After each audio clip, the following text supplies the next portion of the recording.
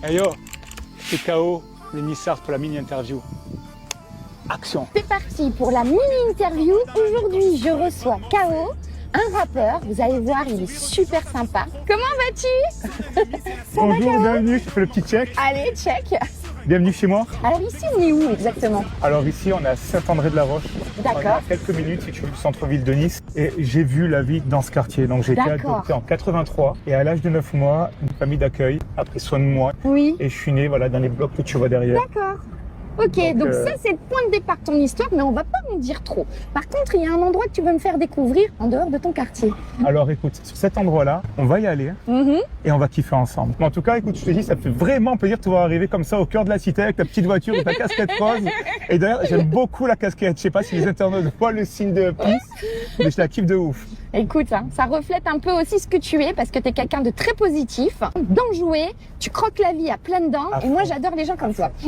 À fond, tu sais, on n'a qu'une seule vie. C'est aujourd'hui qu'il faut construire et ça, faut en être conscient. C'est ce que j'essaie de dire un peu à tous les internautes. Oui. Toujours une seule vie. Mais Avancer. oui, c'est court la vie. Il faut faire les choses et puis surtout se dire les rêves peuvent se réaliser. Par contre, pour réaliser un rêve, t'as pas beaucoup de choix. C'est y croire, quitte à paraître fou pour ton entourage propre et être prêt au sacrifice. Quel sacrifice es-tu prêt à faire pour aller au bout de ton rêve? Parce que tout se mérite, hein. C'est pas si Exactement. facile que ça. KO, je te laisse te présenter. Hein. Ben écoute, je m'appelle Karim, donc j'ai 42 ans, je suis de 83. Oh, tu fais jeune. C'est vrai. J'aurais pas donné 42 ans. C'est la casquette. Excuse-moi. C'est la casquette alors. Mais je vais en mettre souvent. Et des casquettes. qu'est-ce que je peux te dire? Écoute, j'ai la chance d'avoir deux gamins en or. Père de famille, séparés, en garde alternée. Et mon pseudonyme est Chaotique 747. Pourquoi chaotique? Si tu veux, moi à l'âge de 9 mois, j'ai été adopté. Et donc j'ai eu la chance de grandir dans une famille d'accueil qui m'a vraiment tout appris. En parallèle, donc ça je l'ai su plus tard, donc ma mère elle vivait de façon très précaire dans ces rues, tu vois, à Nice. C'était drogue, alcool, elle a été SDF. Et mon père lui est tombé pour différents trafics. Moi, si tu veux, mon grand-père adoptif était quelqu'un de très droit, voire très froid. Mais j'ai quand même grandi avec l'amour de ma grand-mère adoptive, même si elle m'a jamais dit je t'aime. Et Cette grand-mère adoptive, tu disais qu'elle t'a appris aussi beaucoup de valeurs. moi, les femmes de ma vie, aujourd'hui, c'est ma fille, Lana, 7 ans, et c'est ma grand-mère adoptive. Elle a disparu en 2022. Oui. Et c'est encore difficile, même d'en parler. Tu m'étonnes. Et elle m'a donné énormément de valeur. C'était une femme en or. Concrètement, j'ai eu la chance de voir la vie en France. Oui. J'ai eu la chance de naître dans une famille exceptionnelle. Oh non.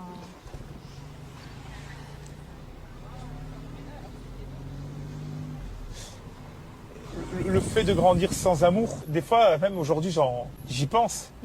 J'aurais aimé avoir une mère et un père qui t'embrassent, qui Qu'il soit près qui de toi, ouais. qui t'encourage. Mais à choisir entre commencer à être acteur pour Netflix, rappeur, Ah travailler oui, à faire parce le que monde ça et autres. c'est important aussi. Oui, tu as Ouais. joué dans une série sur Netflix. Alors c'est Pax Massilia, saison 2. D'accord. Et là, je me D'accord. suis retrouvé à faire mes débuts d'acteur. Ma vie, c'est ça. Tu sais, je trouve qu'en France, les gamins, tout va vite. On est dans ce truc, dans l'instantanéité où on veut la voiture de Kylian Mbappé, on veut le sac Vuitton, on veut le Gucci, on veut... Non. Qu'est-ce que tu fais réellement pour l'avoir? Bah oui. Est-ce que tu te bats? Ouais, Est-ce que tu y crois? C'est ça. juste ça que j'essaie de faire, et même avec le mouvement Lève-toi. Ce mouvement que tu as créé, tu peux nous en toucher quelques mots aussi et puis nous dire comment il a été vu par les politiques, par les gens, par les médias. Donc voilà, donc si tu veux, le mouvement Lève-toi, donc qui est né à partir des dégradations dont tout le monde a été témoin après la Oui. finale du PSG. Et déjà, je trouve ça inconcevable que de retourner Paris, de briser des vitrines, de cramer les voitures des personnes qui travaillent dur pour s'offrir ces voitures-là.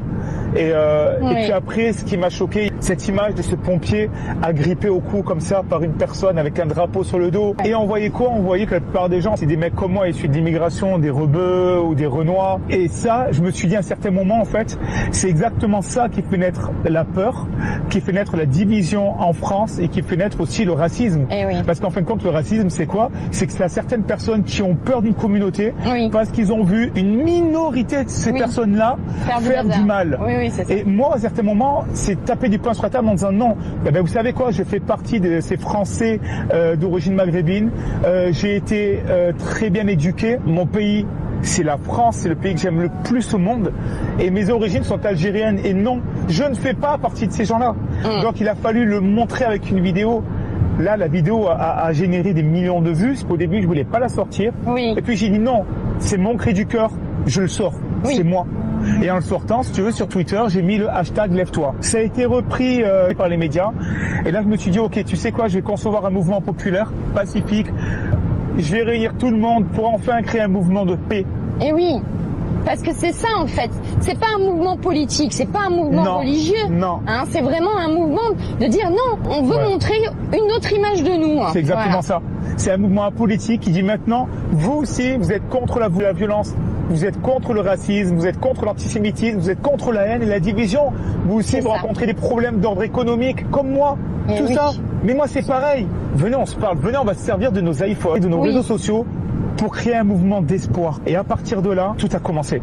Ensuite, je me suis dit, ok, comment parler à ces gens-là? Et là, je me suis dit, ok, je vais organiser des interviews dans lesquelles je vais recevoir des artistes, des acteurs, des sportifs ou des politiques. Et ma première interview a été avec Olivier Marchal, acteur et réalisateur d'ailleurs, donc de Pax Massilien, on en revient. Exactement. Ça s'est super bien passé. En second, Michael Paty, la sœur de Samuel Paty. Ça a été ouf. Et Ouais. puis là, il y a eu un tournant, ça a été ma première interview politique avec Éric Ciotti. Et là, j'ai vu les statistiques grimper. J'ai vu que, ok, là, on est dans un tournant. Oui.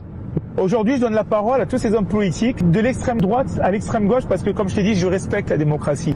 L'objectif de ces interviews-là, c'est, en premier, de leur montrer à tous les internautes que ce sont des hommes et des femmes comme nous. Bien sûr. Donc, du coup, ça leur apporte certaines proximités Oui. que tu ne vois pas sur d'autres médias. Les seuls que j'arrive pas à voir aujourd'hui, c'est la LFI. Ok.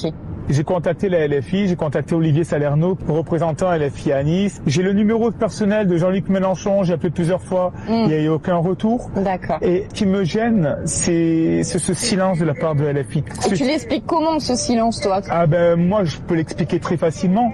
Le fait de se retrouver avec un Français qui s'appelle Karim, qui clame son amour pour la France et qui est issu de l'immigration Oui. maghrébine, ils le savent que ça peut faire beaucoup de mal à leur électorat, parce que le trois quarts du temps, en fait, c'est des gens qui manipulent les conflits, certains conflits, et ils savent très Et bien des que... choses positives, à ton avis, ils voudraient pas le montrer. En fait, ce que toi tu représentes, le côté de dire, bah non, on n'est pas associé à tout ça, on est différents. Ils jouent sur ça, c'est-à-dire que moi demain, si j'ai la chance de me retrouver en interview face à Jean-Luc Mélenchon, face à Louis Boyard, Sébastien Delogu ou autre, je regarderai ces gens comme là, tu vois, je regarde la caméra qui est en train de me filmer Oui. et je poserai deux questions. Moi concrètement, je pleure un enfant mort, qu'il soit palestinien ou qu'il soit juif ou catholique. Oui. Pleurez-vous les enfants juifs morts, les bébés juifs morts? Deuxièmement, vous parlez, vous êtes tous là avec le drapeau palestinien et moi c'est ce qui ça me touche, tout ce qui est en train de se passer en Palestine. J'ai énormément de peine, mais j'aimerais vous voir aussi avec un drapeau ouïghour.